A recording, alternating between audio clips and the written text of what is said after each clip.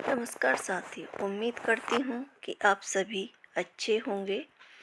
UGC net 11 दिसंबर का जो हिंदी का एग्ज़ाम आपका हुआ है, उसके कुछ क्वेश्चन हैं ये। पहला है, हरिवंश राय बच्चन की आत्मकथाओं का क्रम लगाना था। तो इसमें पहले है क्या भूलूं क्या याद करूं, 1969। दूसरी है नीड़ का निर्माण फिर, 1970। बसेरे से दूर, ये 1978। और चौथी है इनकी 10 द्वार से सोपान तक, 1985 ईस्वी। ये इसका सही क्रम है। दूसरा क्वेश्चन है, भारत दूरदशा नाटक में निर्लजता जो पात्र है उसका प्रवेश किस अंक में होता है, कुछ इस तरह से था। तो ये दूसरे अंक में होता है। और भारत दूरदशा नाटक का प्रकाशन वर्ष पूछा था, तो वो 1880 ईस्वी है। और एक और पूछा था उसमें कि किताब खाना जो स्थान है वो 5वां अंक है इसमें। क्वेश्चन का मतलब ये तो पता नहीं है कि वो किस तरह से पूछा गया था, पर इसमें ये 3 जो ऑप्शन थे मुझे मिले, वो मैंने आपको यहाँ बता दिए हैं। तीसरा क्वेश्चन था, आधे अधूरे नाटक से कथन था जिसमें कि एक निर्देशक की दृष्टि से आधे अधूरे मुझे समकालीन जिंदगी का पहला सार्थक हिंदी नाटक लगता है। तो ये ओम शिवपुरी का कथन था।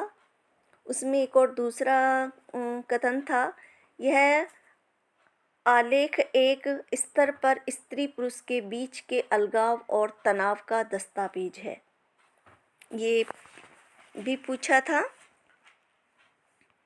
अगला क्वेश्चन है, रस तरंगिणी किसकी रचना है, तो ये भानुदत्त की रचना है। फिर था, चंद्रगुप्त नाटक के चतुर्थ अंक के दृश्यों की संख्या पूछी थी, तो उसमें 14 दृश्य हैं। अगला क्वेश्चन था, सतपुड़ा के जंगल कविता में जाति पूछी थी, तो उनकी जो जाति है वो गौण जाति थी। फिर है शक्ति कवित बीज रूप संस्कार विशेष, यह किसका कथन है, तो ये मंमट का कथन है। फिर था इसमें, मैं कभी कभी सोचता हूँ इंसान जिंदा किस लिए रहता है, क्या उसे कोई और बेहतर काम करने को नहीं मिला।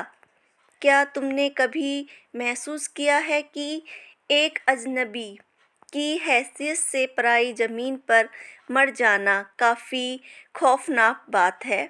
तो ये डॉक्टर मुखर्जी का है और वो ह्यूबर्ट से कहते हैं, परिंदे कहानी का ये कथन था।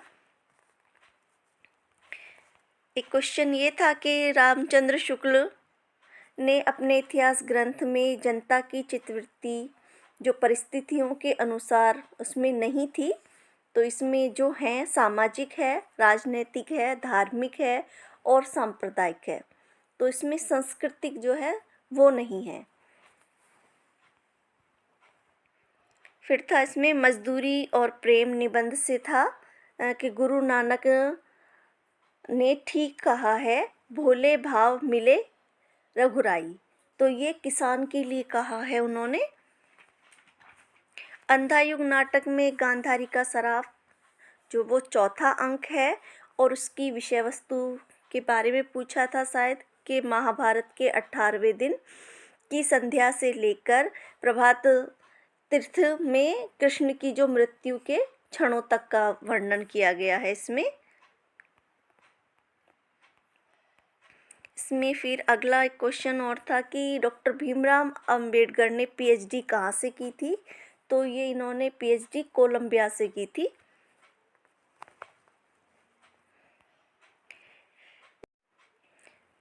एक क्वेश्चन ये था कि यह नाटक इस अर्थ में समकालीन नाटक है कि यह किसी भी समय के अन्याय, अत्याचार, भ्रष्टाचार, विवेक शून्यता और मनमाने पर रोशनी डालता है। इस प्रहसन में व्यंग के माध्यम से जो कुछ भी कहा गया है उतना ही अधिक कहने की गुंजाइश भी है। तो अंधेर नगरी नाटक के संबंध में कथन किसका था, तो ये था सत्यप्रकाश मिश्र का। अगला क्वेश्चन था, पिता कहानी में पिता 35 वर्षों से किन रचनाओं का पाठ करते थे? तो रामायण और गीता का पाठ करते थे वो। इसमें फिर था कि राम की शक्ति पूजा की जो पंक्तियां हैं उनका क्रम लगाना था। फिर है, एशिया के हरे भरे धर्म जैसे ही वे पश्चिम विज्ञान की वास्तविकताओं के संपर्क में लाए जाते हैं तो सूखी लकड़ियों का ढेर मात्र रह जाते हैं। तो ये कथन हंटर का था। अगला क्वेश्चन था, अंजू दीदी नाटक में रंगभूमि हॉल में जो नाटक खेला गया था तो उसके निर्देशक श्री राज जोशी थे। परीक्षा गुरु उपन्यास के प्रकरणों का क्रम पूछा था, तो इसमें एक तो ये था अकाल में अधिक मास, तो ये दूसरा प्रकरण दूसरा है। फिर था भले बुरे की पहचान, तो ये था छठा। और एक था ये सब में हाँ, तो ये 8वां था। सुख दुख ये 12वां था। कुमारपाल प्रतिबोध किसकी रचना है? तो ये सोम प्रभु की रचना है। रामविलास शर्मा की रचनाओं का क्रम पूछा था और मेवाती मारवाड़ी बोलियों का क्षेत्र पूछा था। आर्य दर्पण पत्रिका शाहजहाँपुर से निकलती थी और सज्जन कीर्ति सुधाकर ये उदयपुर से, और एक सादृश्य ये दिल्ली से। ये पत्रिकाएं पूछी थी कहाँ से निकलती थी। अगला क्वेश्चन था, तो जिस तरह कहानी जिंदगी का एक अंश